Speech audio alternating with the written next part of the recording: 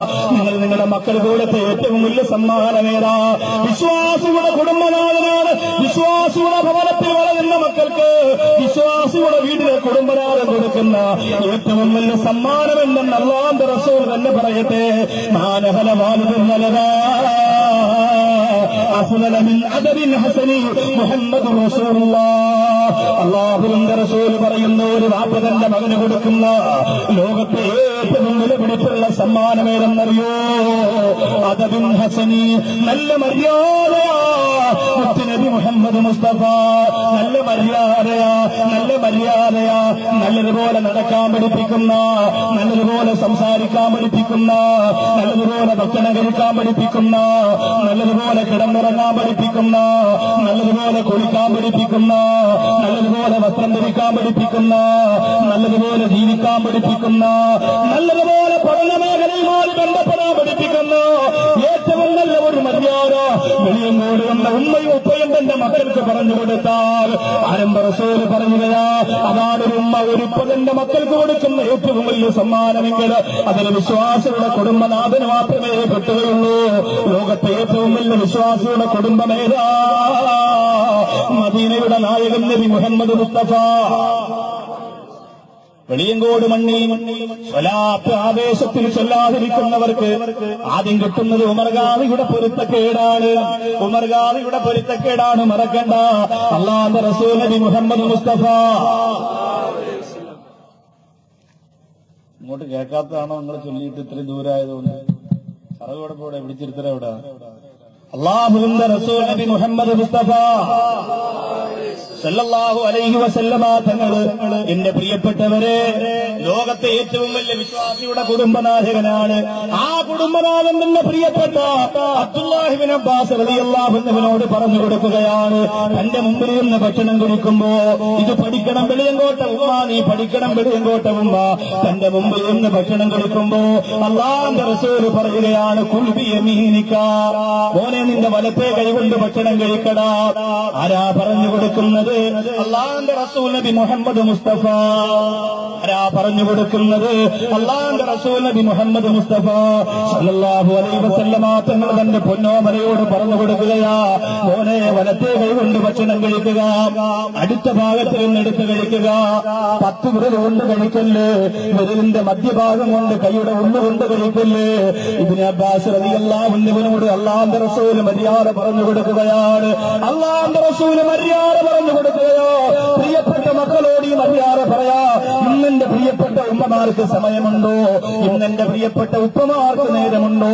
മദ്രസയിൽ നിന്ന് പ്രിയപ്പെട്ട ഉസ്താദുമാര് അങ്ങനെ ഭക്ഷണം കഴിക്കണം, ഇങ്ങനെ വെള്ളം കുടിക്കണം, അങ്ങനെ കിടന്നുറങ്ങണം എന്നൊക്കെ പറഞ്ഞു വിടുമ്പോ അത് വീട്ടിലേക്ക് കൊണ്ടുവന്നാൽ പ്രാവർത്തികമാക്കാൻ എന്റെ പ്രിയപ്പെട്ട ഉമ്മാക്ക് നേരമില്ലല്ലോ. 90 വയസ്സുള്ള ഉമ്മായി തലയിൽ പോയി വെച്ചിട്ട് നടക്കുന്ന കാലമല്ലേ? 80 വയസ്സുള്ള ഉമ്മാരും പ്രിയം വിളക്ക് ചെയ്യുന്ന കാലമല്ലേ? മക്കളെ പ്രസവിക്കാനല്ലാതെ ആ മക്കളെ മര്യാദയ്ക്ക് വളർത്താൻ കഴിയാത്ത ഉമ്മ ഒളിച്ചോടിയിട്ട് ഉമർഗാദിയുടെ മുമ്പിൽ വന്നിട്ട് കാര്യമില്ല. കണ്ടവന്റെ മസിൽ പവർ കണ്ട് നിന്റെ പൊന്നുമോൾ ഇറങ്ങിപ്പോയിട്ട് പള്ളിയിലെ ഉസ്താദിനോട് ദുആ ചെയ്യാൻ പറഞ്ഞിട്ട് കാര്യമില്ല. എത്രയോ അവസരം എന്റെ ഉമ്മ നിനക്ക് അല്ലാഹു തന്നതാ, എത്രയോ അവസരം നിന്റെ ഉപ്പ നിനക്ക് അല്ലാഹു തന്നതാ. എന്നിട്ട് ശ്രദ്ധിക്കാത്തത് കൊണ്ട് സംഭവിച്ചതോ, എന്നിട്ട് ശ്രദ്ധിക്കാത്തത് കൊണ്ട് സംഭവിച്ചു പോയതാ. എന്റെ പ്രിയപ്പെട്ടവര്, വിശ്വാസിയുടെ വീട്ടിൽ ഒന്നാമത് ശ്രദ്ധിക്കാറുള്ളത് നിന്റെ പ്രിയപ്പെട്ട മക്കളെയാ. ആ മക്കളാണ് നാളെ ആ വീട്ടിനകത്തിലും നീ മരണപ്പെട്ടു പോയാൽ ആ വീട്ടിനകത്തിരുന്ന് ഉപ്പ ഇരുന്ന കസേരയെ നോക്കി, ഉപ്പ കിടന്ന കത്തിലിനെ നോക്കി, ഉപ്പ നിർമ്മിച്ചു വെച്ച വീടിന്റെ കത്തിരുന്നു കൊണ്ട് ആ പ്രിയപ്പെട്ട മക്കളല്ലേ നമുക്ക് ആ ചെയ്യാറുള്ളത്. അല്ലാഹുവിന്റെ റസൂൽ പറഞ്ഞല്ലോ, മരണപ്പെട്ടു പോയവരുടെ ആത്മാവുകള് അവിടെ വീട് കാണാൻ വേണ്ടി അല്ലാഹു കൊണ്ടുവരുമെന്നാണ്. നൗഷാദ് ബാഖവി എന്റെ പ്രിയപ്പെട്ട മക്കൾക്കും ഭാര്യയ്ക്കും വേണ്ടി നിർമ്മിച്ച വീടുണ്ടല്ലോ, ഞാൻ മരണപ്പെട്ടു പോയാൽ അല്ലാഹു പടച്ചതമ്പുരാ ചില മഗ്‌രിബിന്റെ സമയങ്ങളിൽ, ചില ദിവസങ്ങളിൽ നമ്മുടെ ആത്മാവുകളെ നമ്മുടെ ഭവനത്തിന്റെ മുകൾ ഭാഗത്ത് കൊണ്ടുവന്ന് നിർത്തുമെന്ന് മുത്ത് റസൂൽ പറയുകയാണ്. യാമൻ ലബിസൂ ലിബാസനാ യാമൻ സക്കനൂ ബുയൂത്തനാ. ഞങ്ങളുടെ വസ്ത്രം ധരിച്ച മക്കള്, വാപ്പ വെച്ച വീട്ടിൽ കിടക്കുന്ന മക്കള് എന്ന് പറഞ്ഞിട്ട് ആ വാപ്പാടറോ ആ വീടിന്റെ മുകൾ ഭാഗത്ത് വന്നിരുന്ന് വിളിച്ചു പറയുമെന്ന ആ സമയത്ത് വാപ്പാക്ക് വേണ്ടി ഒരു ഫാത്തിഹ പ്രിയപ്പെട്ട മക്കളെ കാണുമ്പോ ആ വാപ്പാക്കത്ര നൊമ്പരം വരുമെന്റെ വിളയങ്കോടുകാരാ, ആ വാപ്പാക്കത്ര സങ്കടം വരുമെന്റെ വിളയങ്കോടുകാരാ. ഓർക്കണേ ഓർക്കണേ, ആ ഒരു ഗതികേട് നിനക്ക് വരാതിരിക്കണമെങ്കിൽ നിന്റെ മക്കളോട് പറഞ്ഞു കൊടുക്കണ്ടേ. മറവിന്റെ ഭാഗ്യവെക്കുമ്പോ കൈകാലുകളിൽ ചേരുവാ മക്കളെ, ചേരുവാ മക്കളെ, ശലാപ്പുകളിൽ മക്കളെ, വികൃതന്റെ മക്കളെ, വെച്ച് നമസ്കരിക്കുമ്പോ ആ നിസ്കാരപ്പായിൽ കൂടെ പോയെന്നിരിക്കും മക്കളെ.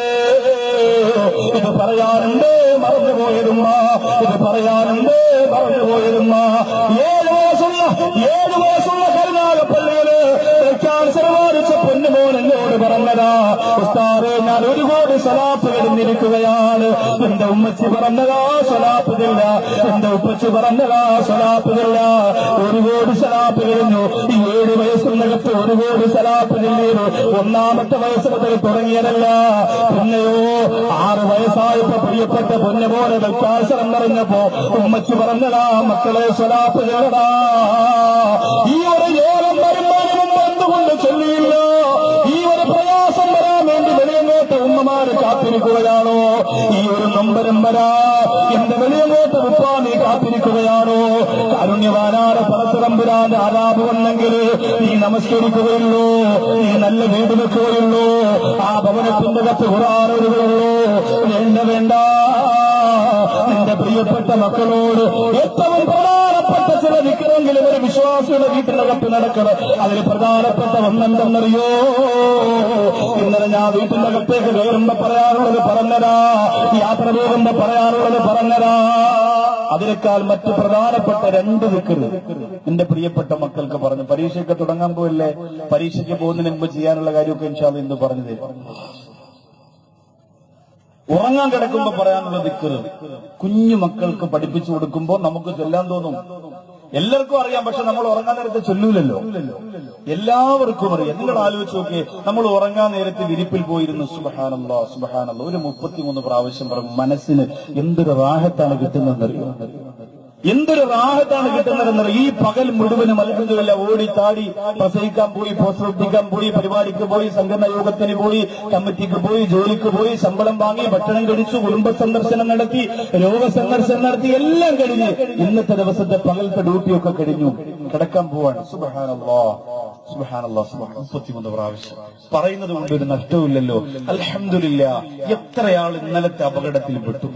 നമ്മളും റോഡ് മുറിച്ച് കിടന്നു, നമ്മുടെ മക്കളും റോഡ് മുറിച്ച് കിടന്നു, നമ്മളും ഭക്ഷണം കഴിച്ചു, നമ്മളും വായു ശ്വസിച്ചു. വിഷാംശങ്ങൾ നമ്മുടെ ശരീരത്തിൽ തടഞ്ഞു നിന്നാൽ മതിയല്ലോ നമ്മൾ തകരാൻ. കിടക്കാൻ നേരത്തെ അൽഹംദുലില്ലാഹ് അൽഹംദുലില്ലാഹ് അൽഹംദുലില്ലാഹ് 33 പ്രാവശ്യം നിറഞ്ഞ മനസ്സോടെ അള്ളാഹു ഇന്നത്തെ പകലൊക്കെ റാഹത്തായി റബ്ബേ അൽഹംദുലില്ലാഹ്. അത് കഴിഞ്ഞ് അല്ലാഹു അക്ബർ അല്ലാഹു അക്ബർ. നീ തന്നെയാണ് വലുത് റബ്ബേ. ഈ ഭൂമിയെ, ഈ ആകാശത്തെ, ഈ പ്രപഞ്ചത്തെ നീ ഇങ്ങനെ കൊണ്ട് നടക്കുകയാണല്ലോ അല്ലാഹു അക്ബർ അല്ലാഹു അക്ബർ. അതാ പകല് പോയി രാത്രി വന്നു.